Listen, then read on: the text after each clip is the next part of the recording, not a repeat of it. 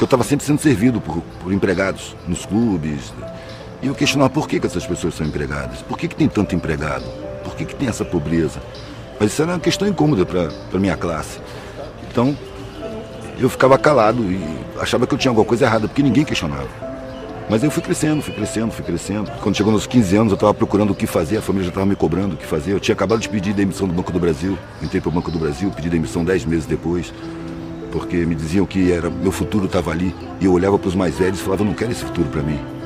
Então eu pedi demissão, começou a cobrança. E agora, o que você vai fazer? Desperdiçou uma oportunidade de ouro, podia estar lá de vida inteira. Para mim era um terror ficar lá a vida inteira.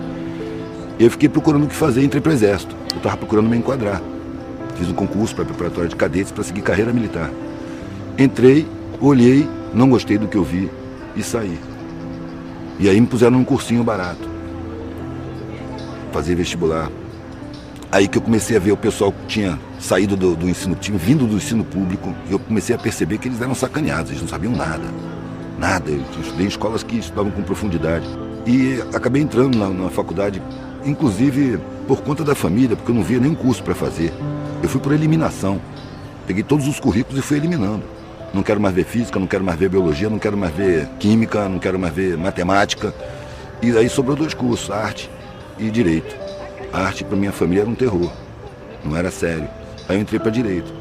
Na verdade eu entrei no meio acadêmico, eu não queria ser advogado. No meio acadêmico eu via as discussões sobre a sociedade e tal. Com 3 meses eu percebi que era tudo teoria, que daqui a pouco aqueles caras iam ser os doutores e iam estar enquadrados. E ali eu já estava com a intuição forte de que aquela vida não tinha sentido para mim. Só que eu não queria maltratar a família de novo. E quando eu saí do Exército foi uma comoção danada. Depois de um sonho onde eu ia morrer, e acordei decepcionado por não ter morrido, que pelo menos ia ter alguma coisa nova. E aí, depois disso, eu percebi que eu estava preferindo morrer do que ter aquela vida, que não me parecia fazer nenhum sentido. Enquanto os mais velhos diziam que sim, tinha sentido, é porque eu era novo, que eu não fosse impulsivo, que eu continuasse, terminasse, seguisse. E eu olhava para aquilo e sentia que não era.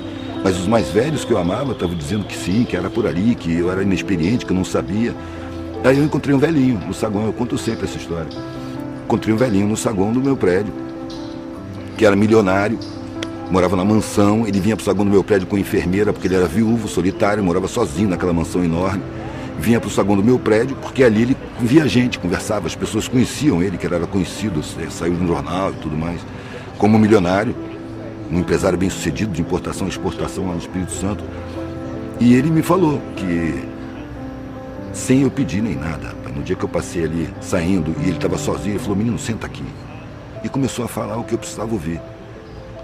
Eu fiz tudo o que disseram para eu fazer. E eu estava ouvindo o que eu devia fazer.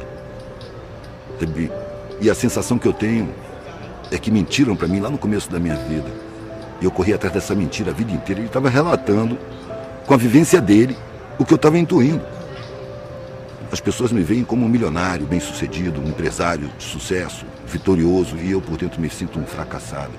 Passei a vida inteira sem pensar na morte, mas eu envelheci, estou com quase 90 anos, estou tomando um monte de remédio, só posso sair de casa com a enfermeira. Então eu estou sentindo que a porta da morte está aqui na minha frente. Quando eu senti, claro, que a minha vida está acabando, eu olhei para a minha vida, ela tinha perdido completamente o sentido. Velho, esse foi o...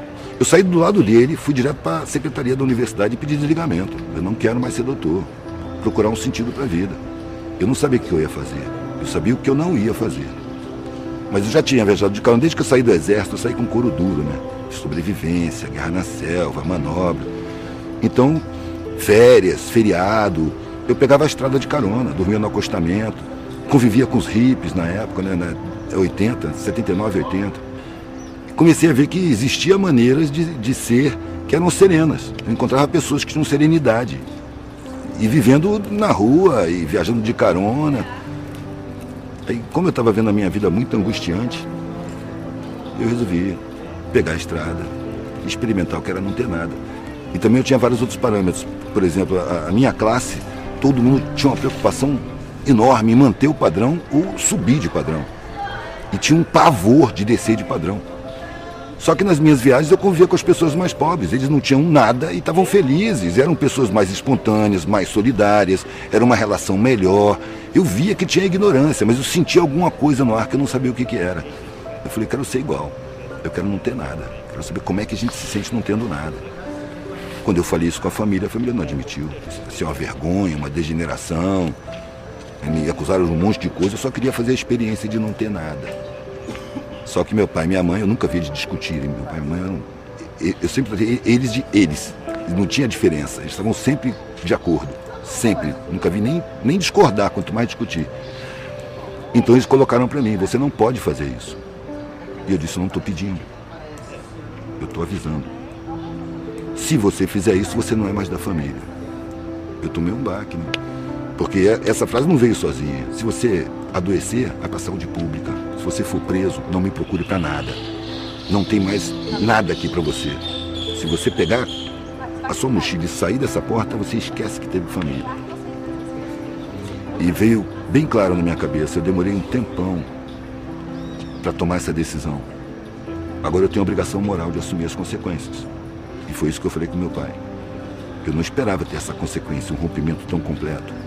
Mas se isso acontecer, eu tenho que assumir. Eu acho que ele contava com a minha covardia. Mas eu estava apavorado com a vida sem sentido. O nego falava, você foi muito corajoso. Não, eu estava com medo. Medo de chegar na idade daquele coroa daquele jeito ali. Inclusive foi isso que eu pensei na hora. Antes, não falei para ele, mas eu pensei comigo, isso não vai acontecer comigo. Eu morro antes, mas não chego na idade desse cara dessa maneira. Vou procurar um sentido para a vida. Ou eu vou achar um sentido, ou eu vou morrer procurando. A gente tem graus de liberdade. Mas eu acho que liberdade, no sentido pleno da palavra, é você existir sem necessidade nenhuma. Enquanto você tiver alguma necessidade, você está preso a essa necessidade. Então não existe a liberdade para nós. Existem algumas liberdades, porque a sociedade é feita para acorrentar a gente. Em padrões falsos, valores falsos, realidades falsas, muito medo, muita ameaça. Eu fui movido pelo medo. Medo de chegar no fim da vida, olhar para trás e ver uma vida sem sentido. Eu, como sou artista plástico, eu comparo a vida com um quadro. Desde que você nasce, você pincela o quadro. E vai pincelando enquanto você está vivo. Você só assina o quadro na hora que você morre.